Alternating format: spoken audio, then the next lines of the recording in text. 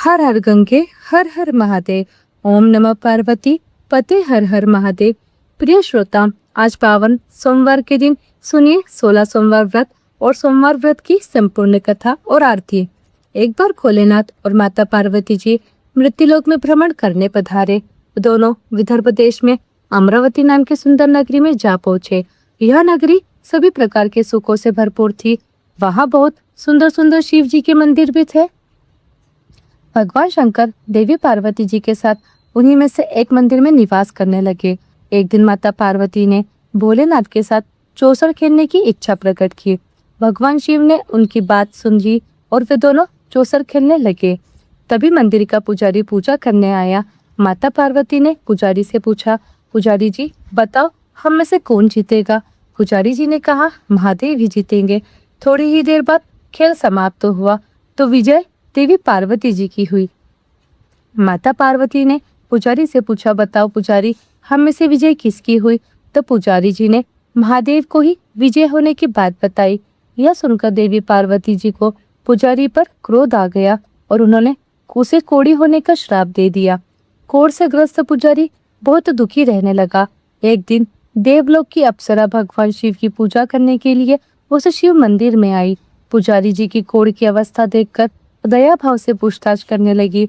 तब पुजारी ने सारी बात अप्सरा को बता दी। उनमें से एक अप्सरा बोली, आप सभी व्रतों में श्रेष्ठ 16 सोमवार के व्रत करो। इससे शिव जी प्रसन्न होंगे और वे तुम्हारे कष्ट अवश्य दूर करेंगे। पुजारी जी ने इस व्रत की विधि पूछी। तब अप्सरा उन्हें बताया, सोमवार के दिन व्रत रखो, स्वच्छ वस्त्र धारण करो, संध्या और उपासना के बाद आधा किलो गेहूं का आटा लेकर इसके 3 भाग करो। घी, गुड़, दीप, नैवेद्य, पुंगी फल, बेलपत्र, जनेर, जोड़ा, चंदन, अक्षत और पुष्प आदि से प्रदोष काल में भगवान शंकर का पूजन करो। 3 भागों में से एक भाग शिव जी को अर्पण करो, बाकी के 2 को शिव जी के प्रसाद के रूप में उपस्थित जन को बांट दो। खुद भी प्रसाद ग्रहण करो। इस तरह 16 सोमवार व्रत करो। 17वें सोमवार को पाव भर की पवित्र आटे की बाटी बनाओ, उसमें घी और गुड़ मिलाकर चूरमा बनाओ, शिव जी को भोग लगाकर उपस्थित भक्तों में बांट दो। इसके बाद परिवार सहित प्रसाद ग्रहण करो तो इससे सभी मनोरथ पूर्ण हो जाते हैं। ऐसी बात बताकर अप्सराएं चली गई। पुजारी जी ने अप्सराओं की बताई विधि के अनुसार 16 सोमवार के व्रत किए, जिसके पुण्य प्रताप से भगवान शिव की कृपा और माता पार्वती की दया से पुजारी जी कोढ़ मुक्त हो गए और आनंद से रहने लगे। कुछ समय के बाद भगवान शिव और देवी पार्वती जी वापस उसी मंदिर में आए। देवी पार्वती ने पुजारी जी को निरोगी देखकर कारण पूछा तो पुजारी जी ने 16 सोमवार व्रत की महिमा बताई। पार्वती जी खुद भी 16 सोमवार व्रत रखने के लिए तैयार हो गए और इस व्रत को करने से उनके रूठे हुए पुत्र कार्तिकेय जी देवी पार्वती जी के आज्ञाकारी हो गए। कार्तिकेय जी ने जब माता से पूछा कि माता, आपने ऐसा क्या किया जिससे मेरा हृदय परिवर्तन हो गया? तब देवी पार्वती ने 16 सोमवार की कथा उन्हें सुना दी। कार्तिकेय जी ने अपने विशेष मित्र से जो कहीं खो गया था उससे मिलने की कामना में 16 सोमवार के व्रत किए तो उनका खोया हुआ मित्र उन्हें जल्दी मिल गया। मित्र ने इस आकस्मिक मिलन का कारण पूछा तो कार्तिकेय जी ने उसे 16 सोमवार का व्रत करना बताया। मित्र ने व्रत की विधि विधान से पूछा और स्वयं की विवाह की मनोकामना से 16 सोमवार के व्रत धारण किए।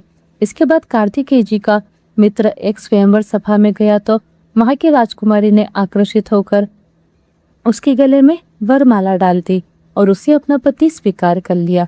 तब राजा ने बहुत सारा धन और सामान देकर उसको भेजा। अब वे दोनों सुख से रहने लगे। जब 16 सोमवार के व्रत का उसकी पत्नी को पता लगा तो उसने पुत्र की कामना से 16 सोमवार के व्रत किए। उसके कुछ समय बाद एक अति सुंदर, सुशील और बुद्धिमान पुत्र प्राप्त हुआ। जब वह बड़ा हुआ तो उसने अपनी माँ से 16 सोमवार के व्रत की गाथा सुनी। तब उसने भी राज्याधिकार प्राप्त करने के लिए 16 सोमवार के व्रत शुरू कर दिए।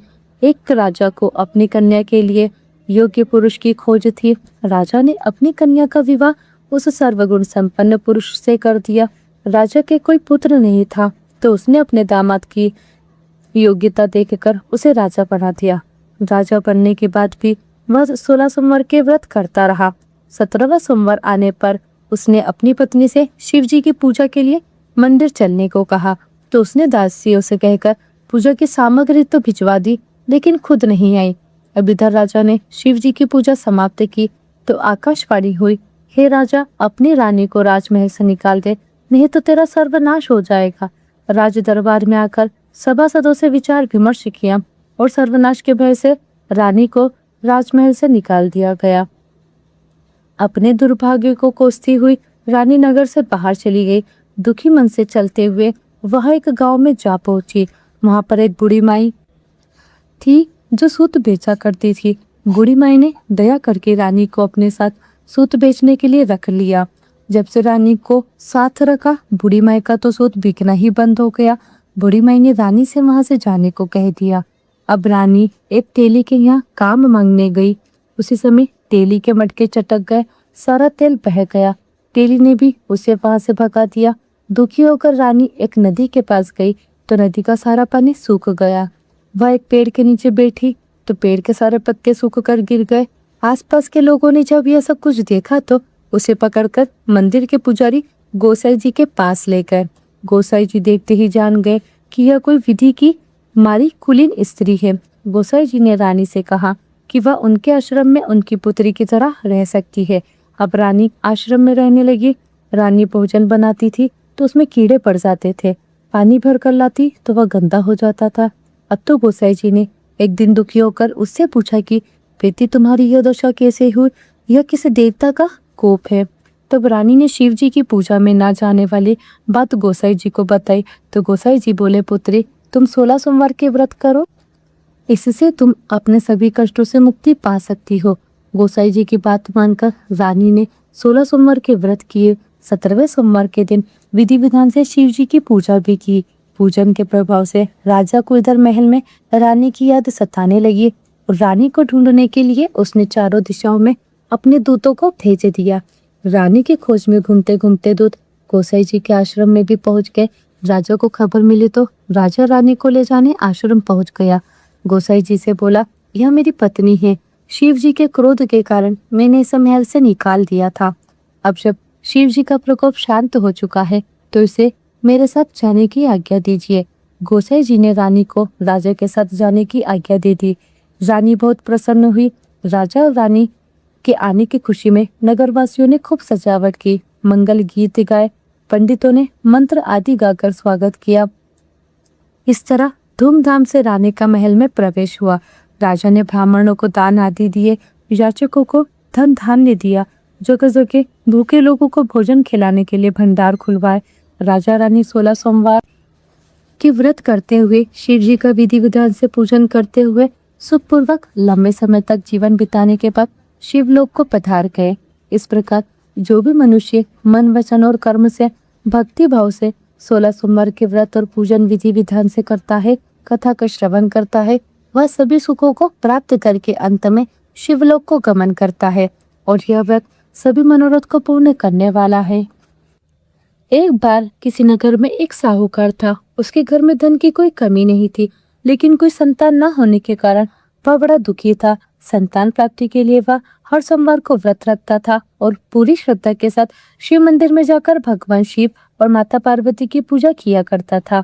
उसकी भक्ति देखकर एक दिन माँ पार्वती प्रसन्न होकर भगवान शिव से साहूकार की मनोकामना पूर्ण करने का निवेदन करती है।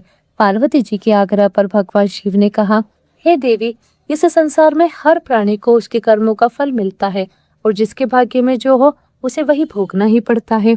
लेकिन पार्वती जी ने साहूकार की भक्ति देखकर उसकी मनोकामना पूर्ण करने की इच्छा व्यक्त की। माता पार्वती के आग्रह पर भगवान शिव ने साहूकार को पुत्र प्राप्ति का वरदान तो दे दिया, लेकिन उन्होंने बताया कि यह बालक केवल 12 वर्षों तक ही जीवित रहेगा। माता पार्वती और भगवान की शिव की इस संवाद को साहूकार सुन रहा था, इसलिए उसे ना तो इस बात की खुशी हुई और ना ही कोई दुख, बल्कि वह पहले की तरह ही शिव जी की पूजा करता रहा।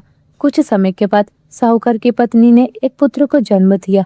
जब वह बालक 11 वर्ष का हुआ तो उसे पढ़ने के लिए काशी भेज दिया गया। साहूकार ने पुत्र के मामा को बुलाकर उसे बहुत सारा धन देते हुए कहा कि तुम इस बालक को काशी विद्या पढ़ने के लिए लेकर जाओ। तुम लोग रास्ते में यज्ञ कराते जाना और ब्राह्मणों को भोजन दक्षिणा देते हुए जाना। दोनों मामा भांजे इसी तरह यज्ञ कराते और ब्राह्मणों को दान दक्षिणा देते काशी नगरी निकल पड़े। इस दौरान रात में एक नगर पड़ा जहाँ नगर के राजा की कन्या का विवाह था, लेकिन जिस राजकुमार से विवाह होने वाला था वह एक आंख से अंधा था।